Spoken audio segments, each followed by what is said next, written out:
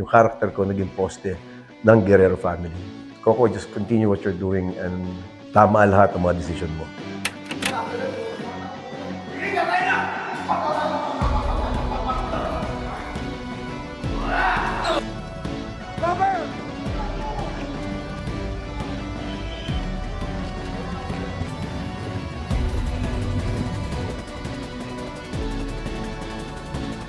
Regarding character, maintain namin kung ano yung mga characters ng bawat isa.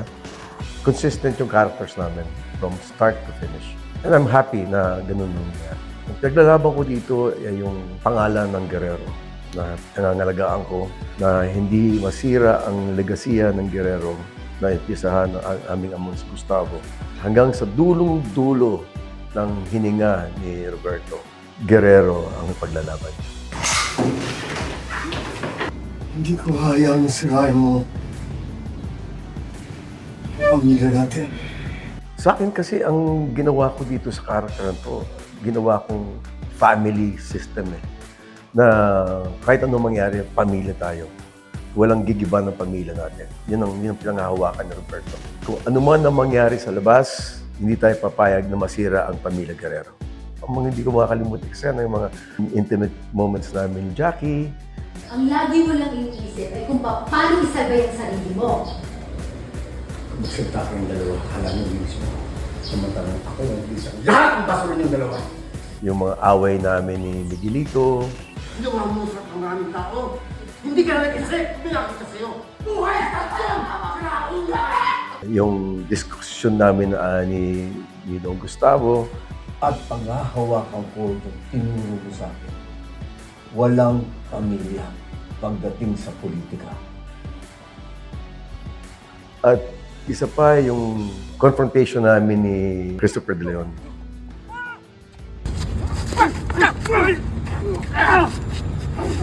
Basta sa akin, ang pinaglaban ko lang dito at naituro sa akin, at tinuturo ko rin sa marami, ang pagmamahal sa pamilya. Kahit ano pang sabihin mo, masama sila o hindi, pamilya nila solid. Yun ang pinanghawakan ko, na itong character na to, itong pamilya to, solid to. Kahit laban mo sila sa labas, sila pa rin. Actually, day one pa lang binuo ko na yung character na yun. I even talked to Jake and Angel and even our director na ang gusto kong takbuhin ng character ko is that family. Na ako yung mamumuno ng pamilya. Of all of the characters, siya lang yung ginagawa niya lahat sa tuwid as much as possible. In a way na para hindi mapahamak ang pamilya. Kung ano man gagawin nilang milagro doon, tuwid pa rin siya. Yun ang gusto niyang palabasin. Masyadong agresibo si Miguelito, reckless din si Jackie.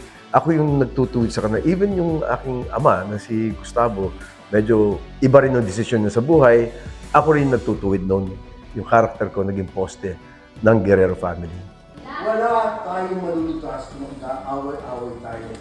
Kailangan natin gawin, pag-isipan ang solusyon para malutas ang problema ito. Bira kami magkaroon ng interaction sa ibang characters. Para kaming well-oiled machine kami as a Guerrero.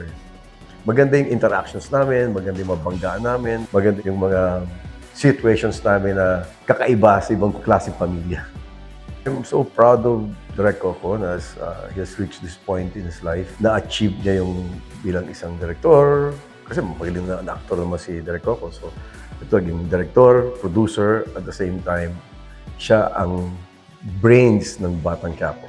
Yung creative challenges ng Batang Quiapo siya nag-handle. And I'm so proud kasi we started together way back na nakita ko yung humble beginnings ni Coco and nakita ko yung growth niya. And iba the way that he handled it. And siguro for me to say, I'm proud na being part of his journey. And I'm happy na he's handling it very well. And Coco, just continue what you're doing and tama lahat ng mga decision mo. Well, machine ng staff ng CCM eh. I don't see any problems with anything. Lahat sila, from our director to our producers, even our cameraman and our production designer, all of them are well-oiled team na they know what they're doing. Also, alaga sila sa amin. And isa pang maganda doon, they listen to us. Kasi syempre, minsan inupuan din namin yung istorya. And yung mga suggestions namin, they take it also. So, magkakaroon kami ng magandang collaboration. A memorable experience, only action. I didn't expect at my age, gagawa pa rin ako maraming action.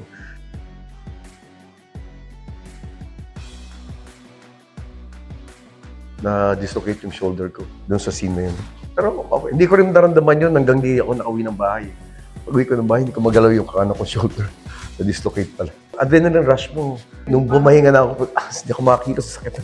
Recovering na. At least ngayon, naiikot ko na. Dati hindi ko magalaw. Kami po ay nagpapasalamat sa walang sawa at walang patid na suporta sa Batang Quiapo at sa mga projects ng CCM. Marami pa pong darating at sana po ipagpatuloy nyo ang inyong pagmamahal sa CCM Productions. Ako po si Albert Martinez, gumaganap din Roberto Guerrero. Ako po ay nagpapasalamat sa inyong lahat sa inyong pagtangkilik sa Batang Quiapo.